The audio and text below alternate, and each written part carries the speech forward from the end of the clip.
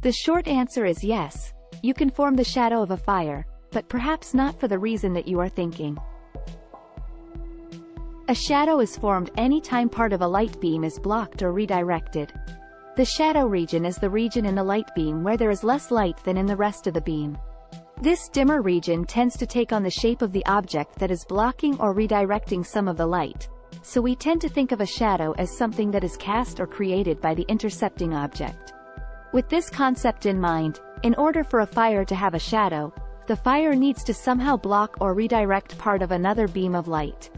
A traditional flame can block or redirect light just fine for the simple reason that a traditional flame is more than just a pillar of light.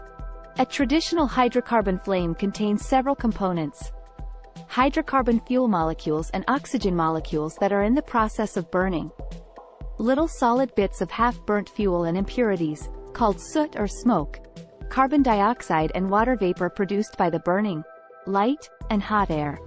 The light that you see in the flame is mostly created by the solid bits of airborne soot heating up so much that they glow via regular incandescence. The interface between the hot air in the flame and the colder surrounding air tends to bend light away from its forward propagating direction. This deflection of light at the interface of different materials is called refraction. It is the same effect that enables a lens to focus light. Therefore, for the simple reason that a flame contains hot air, it is able to deflect away some of the light in a light beam and cast its own shadow. Hot air tends to rise turbulently. For this reason, shadows created by hot air tend to look like a bunch of dancing ripples. Also, the soot in a flame can absorb light and can therefore also contribute to the creation of a shadow of the flame. To actually notice the shadow of a fire, the light beam that is going past the fire, e.g. sunlight, must be about as bright or brighter than the light created by the fire itself.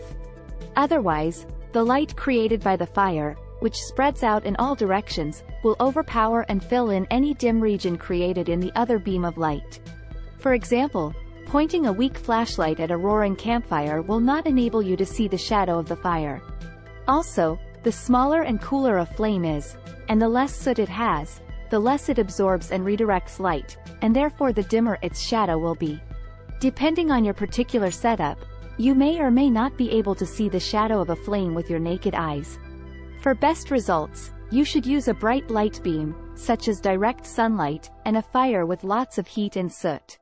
Note that fire can have a shadow not because the incoming light beam scatters off the light in the flame.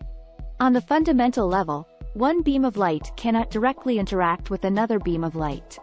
Light beams never directly bounce off each other, absorb each other, or deflect each other.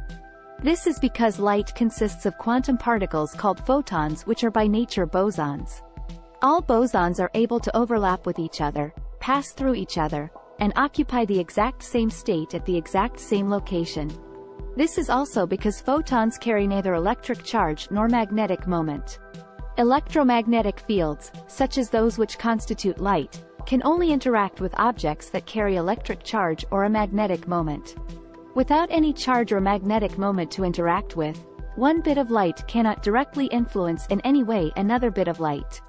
Note that one light beam can indirectly deflect another light beam by changing the material that both beams are traveling through, or through more exotic effects, but such effects are not present in traditional flames. Fires can have shadows because they contain hot air and soot, and not because they contain light. Thank you for watching. See you in another interesting topic. Please subscribe to our channel.